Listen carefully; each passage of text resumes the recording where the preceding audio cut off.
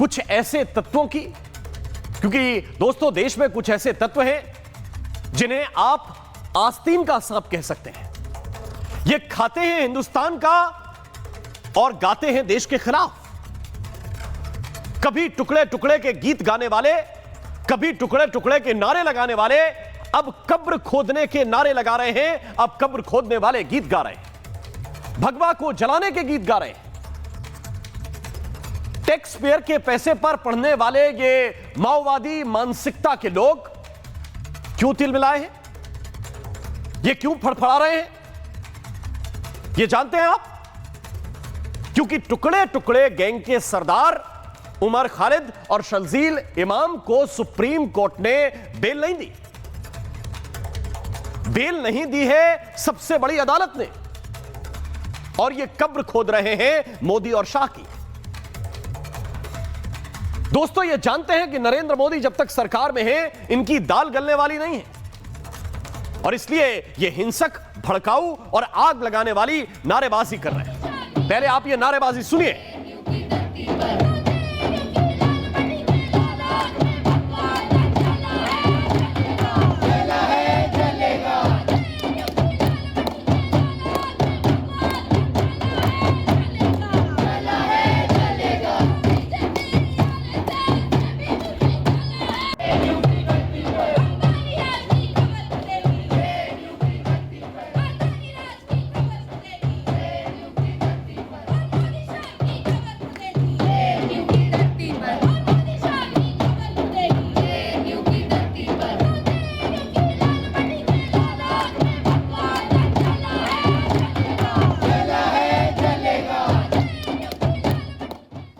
ये कब्र खोदने वाली नारेबाजी हो रही है, ये कब्र खोदने के गीत गा रहे हैं, ये सुप्रीम कोर्ट के आदेश की, ये सुप्रीम कोर्ट की खुली अवमानना कर रहे हैं।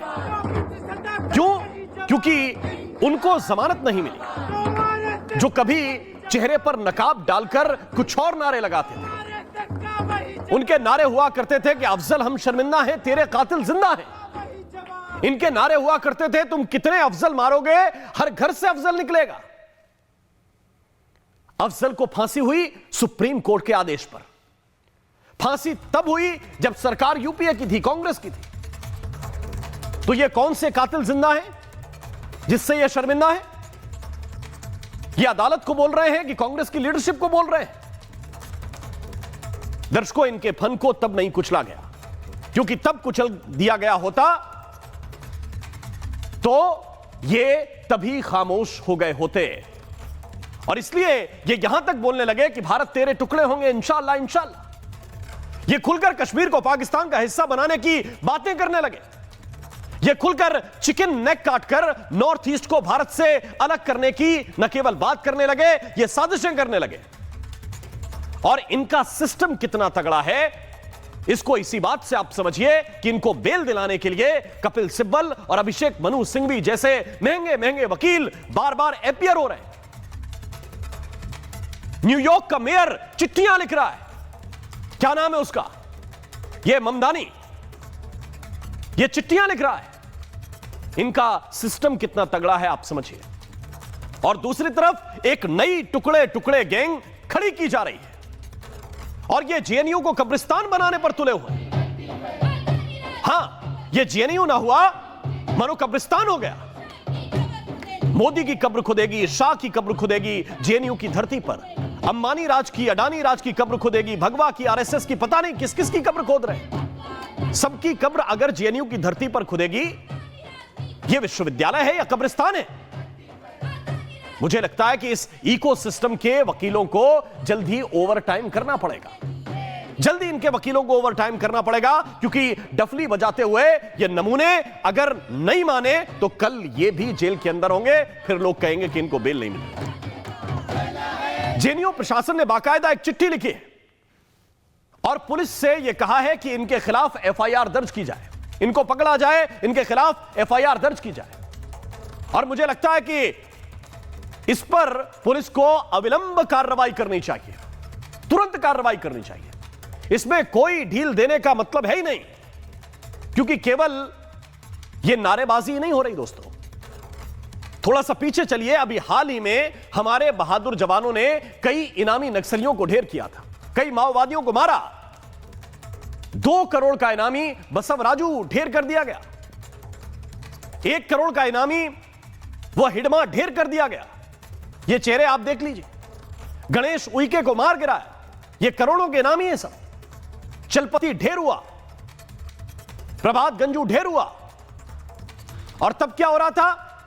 तब यही गैंग प्रोटेस्ट कर रही थी, यही गैंग प्रोटेस्ट कर रही थी। ये सब इंडिया गेट पर खड़े हो गए थे। और मुझे लगता है कि इतना तो बसव राजू के परिवार वाले या हिडमा के परिवार वाले शायद नहीं रोए होंगे जितना मातम जो है वो इस रुदाली गैंग के अंदर था। ये देखिए, ये कुछ ही दिन पहले तस्वीरें। नारे क्या थे? नारे ये थे कि तुम कितने हिडमा मारोगे, हर घर से हिडमा निकले। ये वही नारा है, तुम कितने अफजल मारोगे, हर घर से अफजल निकले। इसलिए मैं ये कह रहा हूं कि ये गैंग जो है ये टुकड़े टुकड़े 2.0 गैंग है। अरे हिडमा क्यों निकलेगा, कैसे निकलेगा? तुम पढ़ने के लिए आए हो कि हिडमा पैदा करने के लिए आए हो? तुम पढ़ने के लिए आए हो कि कब्रें खोदने के लिए आए हो? लेकिन ये नया टुकड़े टुकड़े गैंग है। और बाकायदा जेएनयू प्रशासन ने इसके नाम लिख कर दिए हैं, पुलिस को इसके नाम लिख कर दिए हैं। कोई अदिति मिश्रा है, कोई गोपिका बाबू, सुनील यादव, ये दानिश अली, साद आजमी, महबूब इलाही, कनिष्क, पाकिजा खान, शुभम, ये सारे के सारे नाम जेएनयू के सुरक्षा विभाग ने लिखकर पुलिस को दिए हैं कि इनको पकड़ो और इनके खिलाफ एफआईआर दर्ज करो।